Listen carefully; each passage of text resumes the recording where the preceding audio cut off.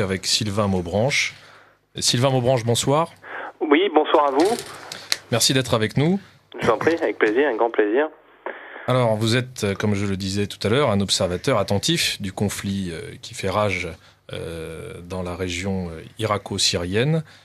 Et vous allez nous parler maintenant, et je vous en remercie par avance, de la bataille de Mossoul, voilà, dont on parle un petit peu dans les médias, mais à propos de laquelle on a rarement un point de vue, je dirais, synthétique et global. Et donc je vous propose, dans un premier temps, de nous dire un peu quelles sont les forces en présence dans cette ville qui est la deuxième de l'Irak, tout de même. Oui, tout à fait. Il y avait avant 2010 à peu près 3 millions d'habitants à Mossoul, donc effectivement, c'était une grande cité. Ce que je vous propose rapidement, tout de même, c'est de replanter un petit peu de brosser un petit peu le contexte, oui. Pour rappeler, bien que Mossoul est tombé à l'été 2014. C'est là où, en Europe et en France, on a entendu pour la première fois parler de l'État islamique. Enfin, où on a beaucoup entendu parler, où ça a vraiment été très médiatisé. Peu de temps après, c'était l'État islamique en Irak et au Levant, et peu de temps après, c'est devenu le califat islamique. Mais en fait, si on revient aux origines de ce mouvement, c'est un mouvement irakien. C'est un mouvement irakien qui est né dans la province d'Al-Anbar, donc en fait au sud-ouest en Irak, une province sunnite, je dirais en réaction au gouvernement chiite d'Al-Maliki qui a été mis en place, notamment après l'invasion américaine, puisqu'avec, je dirais, l'effet démographique dans le pays, sachant que les chiites sont plus nombreux que les sunnites, la proportion plus importante donnait forcément, je dirais, les élections. Les élections étaient un petit peu, forcément, pas un petit peu d'ailleurs, totalement en faveur des chiites.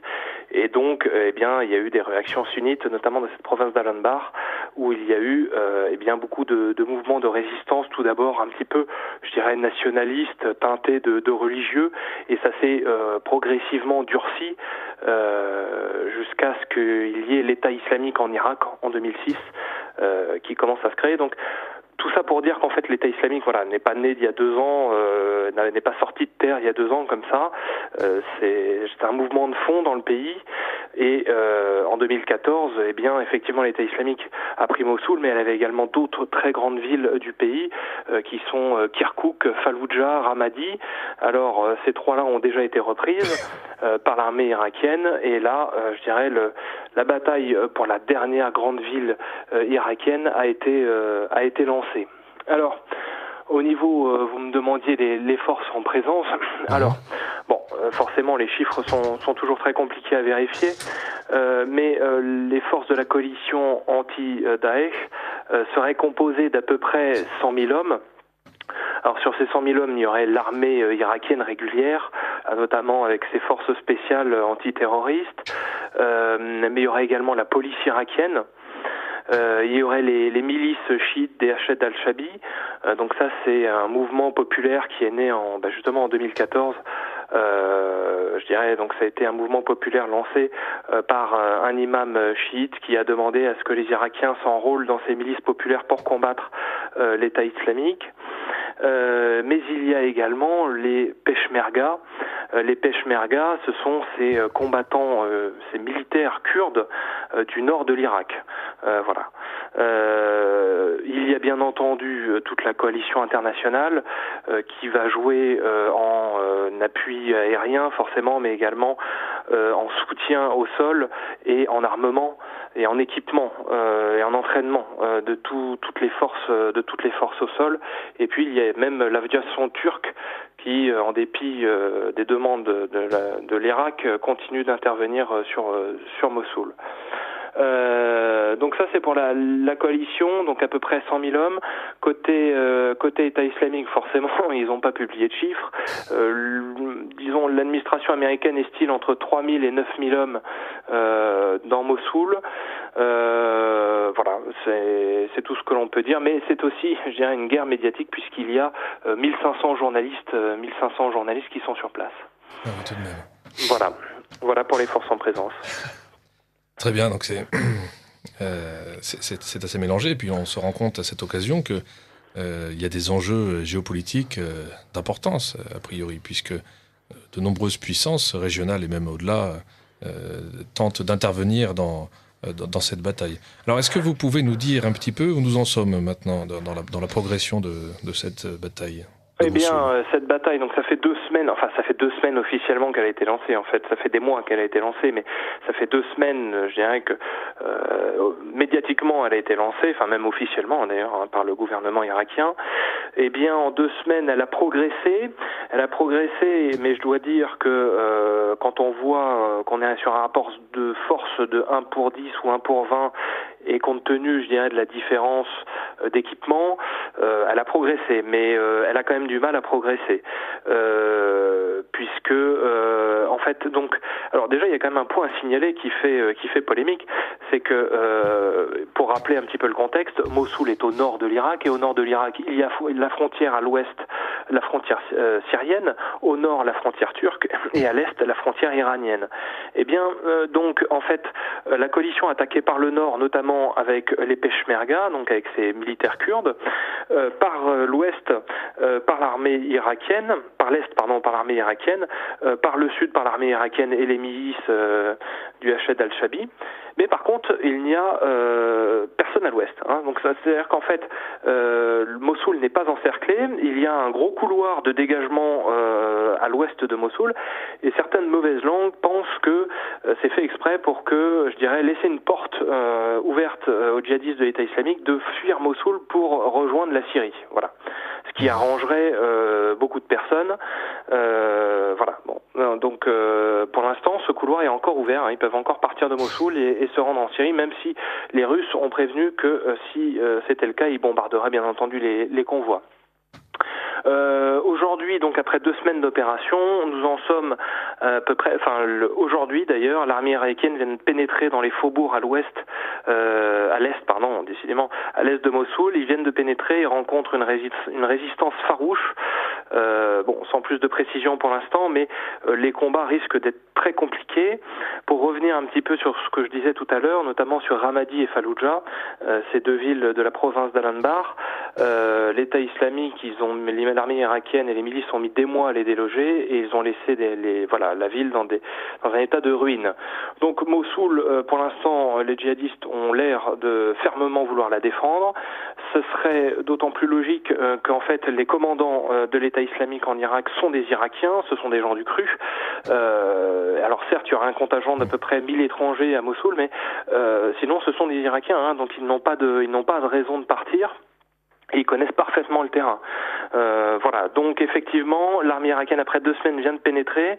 Néanmoins, 2 semaines, les combats étaient lourds. Il y a, même s'il n'y a pas vraiment de chiffres officiels sur les pertes de l'armée irakienne, des Peshmerga, des milices, tout ça réuni, il n'y a pas de chiffres officiels. Bien entendu, l'État islamique en revendique 1500 depuis le début. Enfin bon, ces chiffres sont forcément un petit peu délirants, mais il y a eu de lourdes pertes, clairement, puisque c'est une bataille pas forcément où il n'y a pas forcément d'équivalence, dans le sens où beaucoup de militaires de l'armée régulière irakienne, même s'ils veulent défendre leur pays, ne souhaitent pas forcément mourir. Les djihadistes de l'État islamique, non seulement le veulent, et savent qu'ils vont mourir, puisqu'ils sont laissés souvent en arrière pour freiner l'avancée, alors par le biais de pièges, d'embuscades, de ces véhicules d'attaque, ces véhicules suicides, qui foncent sur l'armée irakienne bourrés d'explosifs. Voilà un petit peu aujourd'hui où on en est. Honnêtement, c'est très compliqué de pouvoir donner une date. Est-ce que Mossoul sera libéré pour Noël? Honnêtement, c'est très compliqué. Tout va dépendre de l'attitude des djihadistes. Il y a quand même une grande inconnue, une autre variable d'inconnue, c'est la population dans Mossoul. Il y aurait encore aujourd'hui 1 million d'habitants. Il faut bien pouvoir tenir ces civils. Donc pour l'instant, ils le font à coup d'exécution publique pour bien montrer aux civils que si jamais ils tentaient de se rebeller, comme ça a été le cas peu avant le début de l'opération, eh bien ce serait la corde et une balle et l'égorgement. Enfin voilà, ce sont des choses publiques pour bien entendu essayer de tenir cette population civile. Voilà. Bien. D'accord, merci pour cette mise au point. Pour finir, est-ce que vous pourriez nous dire quels sont selon vous les grands enjeux et puis les conséquences possibles de cette bataille? Les enjeux, alors, bon, une chose Enfin, une chose est sûre, pratiquement, c'est que même si effectivement territorialement toute la plaine de Ninive et Mossoul vont revenir dans le giron du gouvernement irakien, bon, alors déjà ce sera à quel prix? Et puis cela ne décapitera pas l'État islamique. Ils seront toujours présents. D'ailleurs, ils sont toujours présents dans d'autres provinces dites pacifiées d'Irak, mais ils sont toujours là dans la clandestinité, certes, mais dans la clandestinité, c'est pas non plus le maquis. Ils ont encore de l'équipement lourd avec eux, même dans la clandestinité, et mènent d'ailleurs des opérations actuellement dans d'autres villes et d'autres provinces d'Irak. Ils mènent des raids, en fait, pas nombreux, ils sont une centaine à chaque fois, mais ils arrivent quasiment à prendre une ville en menant un raid, et tout ça pour permettre de desserrer l'étau autour de Mossoul. Si forcément les forces irakiennes sont obligées d'intervenir dans d'autres villes, ils desserrent l'étau autour de Mossoul. Ouais. Donc déjà, ça ne tuera pas l'État islamique. Ça, c'est une première chose. La bataille de Mossoul peut exacerber les tensions ethnico-religieuses, puisque effectivement, on a des Arabes sunnites, des Arabes chiites, des Arabes chrétiens, et puis on a ces fameux Kurdes, ces Peshmerga, qui eux aussi jouent pour leur propre compte. Certes, ils se battent contre l'État islamique, mais eux, leur objectif, c'est de devenir autonomes et de contrôler leur propre territoire au nord de l'Irak. Ouais. Et on le voit déjà, puisqu'ils contrôlent d'autres villes, notamment en Irak et notamment Kirkouk, où ils viennent de demander aux Arabes sunnites de partir de la ville. Donc, je dirais, cette bataille pourrait encore plus crisper, encore plus tendre les relations entre les différentes ethnies et différentes religions. Voilà, donc ça c'est la première chose. Donc, même si Mossoul tombe, la paix, il y a de fortes chances qu'elle mette beaucoup de temps avant de revenir en Irak. Ça, c'est la première chose.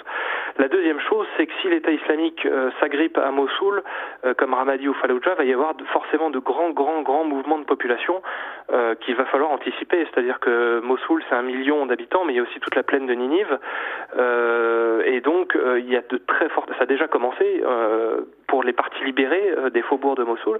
Il va commencer à y avoir un exode, forcément, de ces populations qui n'auront plus de maison, il n'y aura plus de travail et il faudra forcément venir trouver refuge autre part et très probablement en Europe. Donc ça, à mon sens, c'est l'enjeu, c'est un enjeu pour nous, en tout cas, majeur à venir. Et puis, je dirais, il y a une petite chose, disons, que cette bataille de Mossoul peut aussi nous permettre de rappeler à ceux qui critiquent l'attitude de la Russie et de l'armée syrienne à Alep, qui encercle Alep actuellement, et forcément il y a des bombardements, il y a des morts civiles du côté des populations assiégées. Cette bataille de Mossoul, il y a déjà eu, je dirais, ça y est, les premiers morts civils de la part de l'aviation américaine. Ça va pouvoir permettre de rappeler que ce qu'il reproche finalement à Assad et à Poutine, eh bien, il se produit exactement la même chose à Mossoul. Et donc c'est juste de rappeler que il faut pas qu'il y ait de, je dirais, voilà, c'est exactement la même chose, sauf que d'un côté il y a un combat juste, c'est contre Daesh entre guillemets, le combat juste entre guillemets forcément, et par contre il y a Assad et Poutine, les méchants, qui veulent tuer les pauvres civils d'Alep. Voilà.